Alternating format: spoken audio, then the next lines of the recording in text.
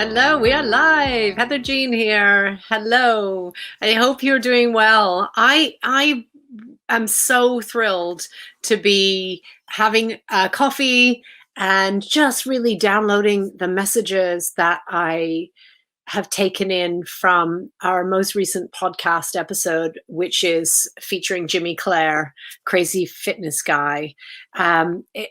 It was just such a pleasure to hear Jimmy's story and to hear about the journey that he's been through.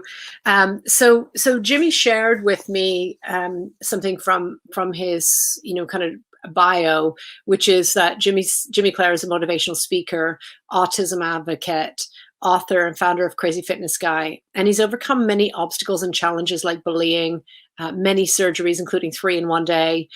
Jimmy lives with autism as well as spinal stenosis every day.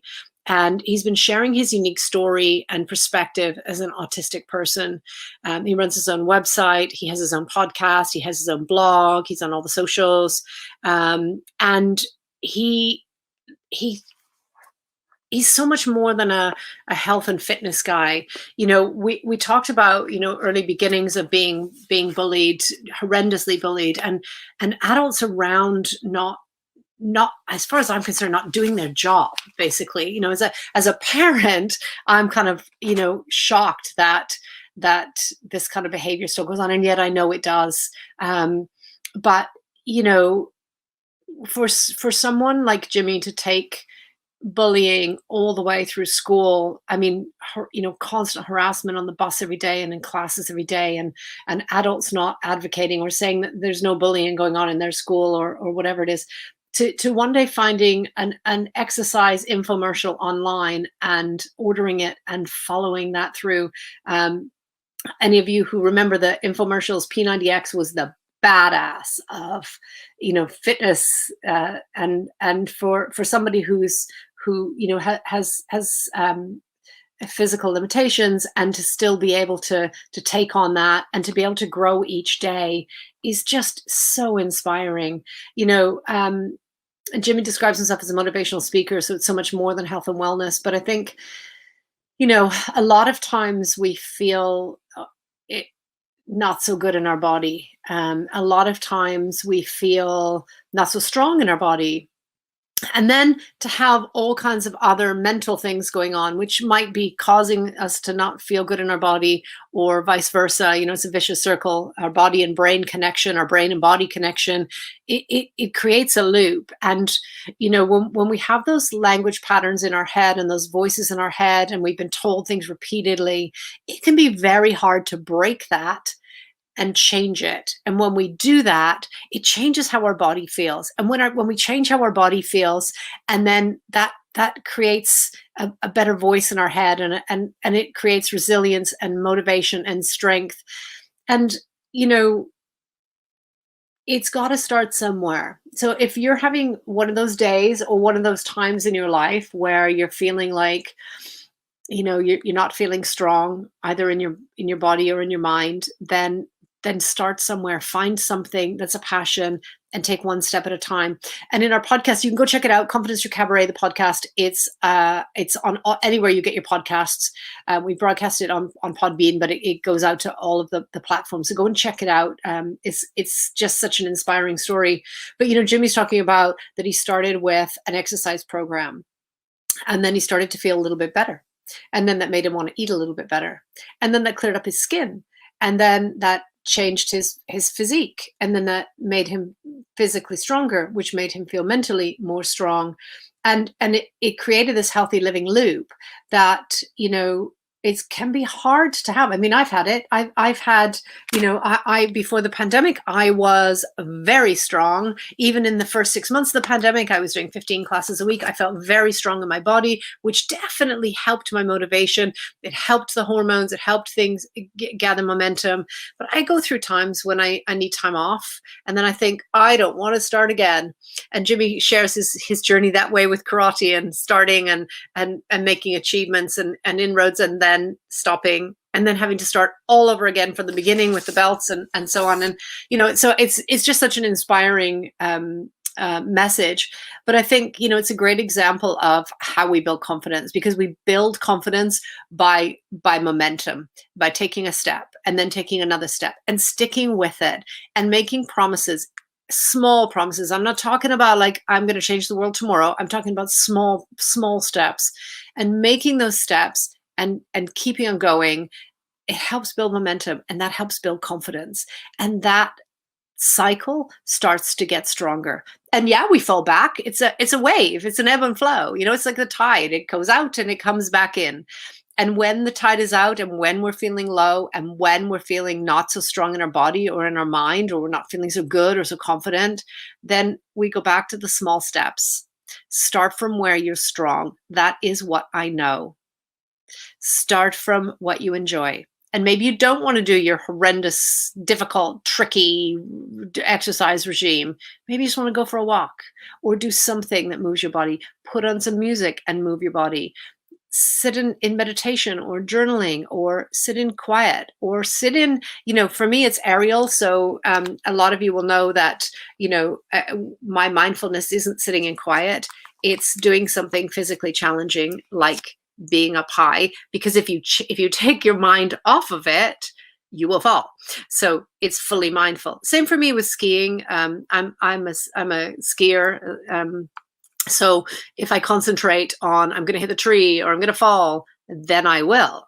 But if I concentrate on what I'm doing and the move and how good that's feeling, then that's when I start to gain momentum and confidence, and I don't fall. I haven't fallen for years on skis, partly because I'm careful, if I'm really honest, because I had children and I had a business and I was, way too many responsibilities to take huge risks. But, I took enough risks for me to feel good and to feel free, and it's cheaper than plastic surgery, because it feels good. Find something that feels good in your body. And if you're not familiar with putting on music, then find some music that reflects your mood and put on a playlist, and then just move along with it. Maybe enjoy cooking, whatever it is. Find a small step. When the tide is out on your confidence, when your motivation is feeling low, then go back to your simple steps. The other thing that Jimmy and I talked about was about the naysayers. And I just want to say this. When I started the podcast and started talking to people about their confidence and their motivation and how they keep that going, it became very apparent that we not only live by our own self-limiting beliefs, but we live by the self-limiting beliefs of others, of the naysayers. Think about that. Anybody who says to you, oh, that'll never work, or you'll never be able to do that, or, that's their limiting beliefs. That's them saying they would never be able to do. Maybe they wouldn't want to do the things that you want to do, and that's fine, because that's not their journey, that's yours. But if they're saying you can't do it, what they're really saying is, I could never do that. I could never follow my dreams. I could never take those chances. I could never do those things. So I'm telling you, and therefore I'm causing you to doubt and to limit yourself. Don't be limited by other people's self-limiting beliefs, because it's hard enough living by our own self-limiting beliefs and getting over those. So, keep your own self-limiting beliefs in control. Tell yourself positive things. Let yourself feel positive in your body. Create that mind-body positive connection.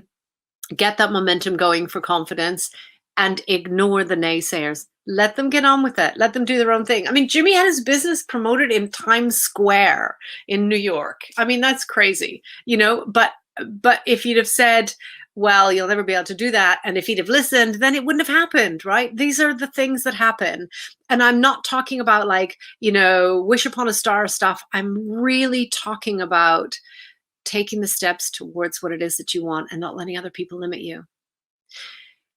Check us out on Confidence Through Cabaret. If you want more support, we're always there in our Facebook community. You're more than welcome in there. It's supportive, it's free, it's helpful. I'm on there live. We're doing live trainings, we're doing challenges.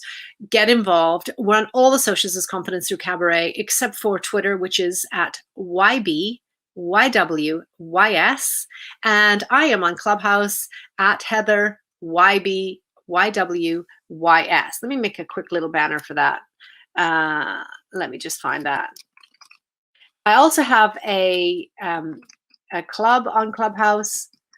And we keep our rooms quite small and intimate, and we enjoy, just being able to share. And so many people come in the Clubhouse room and say, you were the first room that I spoke in. You were the first place where I felt comfortable, or I felt, like I could share. Hit me up on Clubhouse if that speaks to you. Hit me up on any of the social medias. Join our Confidence Through Cabaret community. It is truly supportive. I just love the people in there because they inspire me and uplift me every day as much as I try to for them. And those letters that we use for Clubhouse and also for Twitter, which is at YBYWYS, they stand for, it is your body. You get to feel good in it. It is your body. It's your world. You get to make those choices. It's your body and it's your world, and it is your stage. We all have a stage. Show up strong. Enjoy it wherever it is. I don't care if it's on social media, just commenting. I don't care if you have a podcast and you want to reach a wider audience. It doesn't matter. Wherever your stage is, wherever you show up, you are deserving because it is your body, your world, and your stage. I'll speak to you next time. Go check out the podcast, Jimmy Clare. It's wherever you get your podcast, Confidence Through Cabaret. Bye for now.